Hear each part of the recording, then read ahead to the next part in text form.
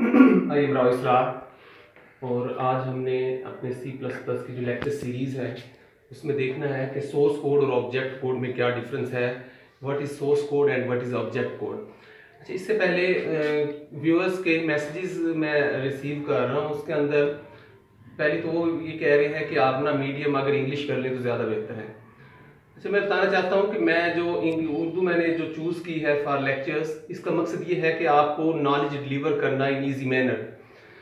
तो इसमें जो नॉलेज है उसका जो डायरेक्टली कोई ताल्लुक नहीं है, या नॉलेज कोई डिपेंड नहीं करता इंग्लिश लैंग्वेज है या उर्दू लैंग्वेज है या पंजाबी लैंग्वेज है, तो कोई भी लैंग्वेज, नॉलेज इज़ नॉलेज।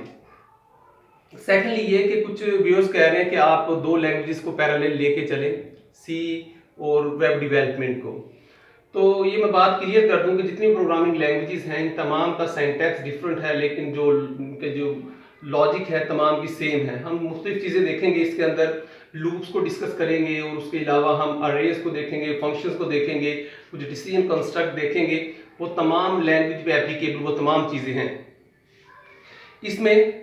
इसलिए हम सी को करेंगे, सी के ज़रिए हम तमाम वो नॉलेज, तमाम वो कॉन्सेप्ट को सीखेंगे और वो तमाम कंसेप्ट जितनी भी प्रोग्रामिंग लैंग्वेज है तमाम पे सादे आएगा।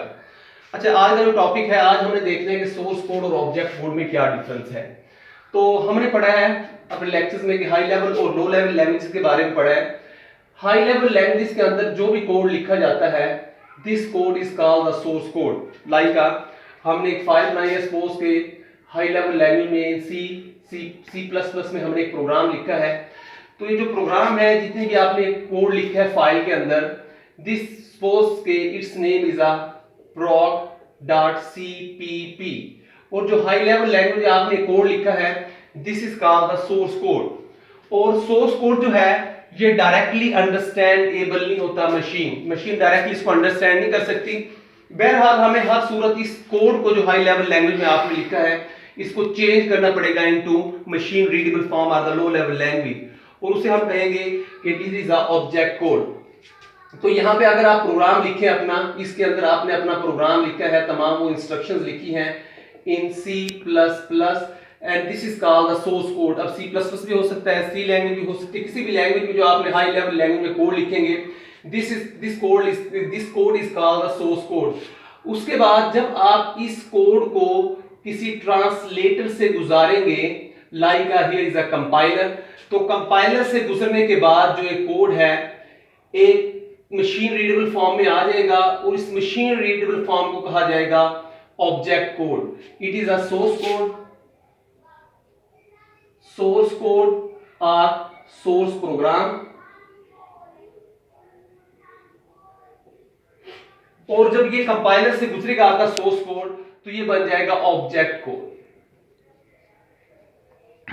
या ऑब्जेक्ट प्रोग्राम।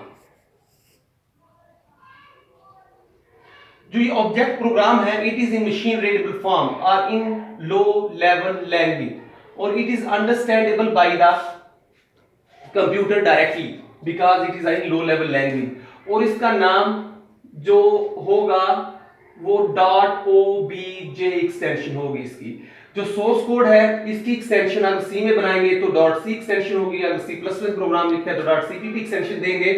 और जब ये लो लेवल लैंग्वेज में या मशीन रीडेबल फॉर्म में चेंज होगा तो सेम कोड होगा आपके पास, लेकिन वो चेंज हो जाएगा इनटू लो लेवल लैंग्वेज के अंदर। और दूसरा ये कि आपके पास अगर ये कोड है, फॉर एग्जांपल सपोज के इन 100 लाइंस, तो जरूरी नहीं है कि यहाँ पे लाइंस 100 ही होंगी, तो यहाँ पे जो लाइंस होंगी 150 भी हो सकती है, 200 भी हो सकती है। इसलिए हम कह सकते हैं कि जो हाई लेवल लैंग्वेज है इसका जो साइज है वो लो लेवल लैंग्वेज के मुकाबले में कम होता है, ठीक है, इसका साइज ज्यादा होता है और इसकी एक्सटेंशन .obj होती है। Thank you.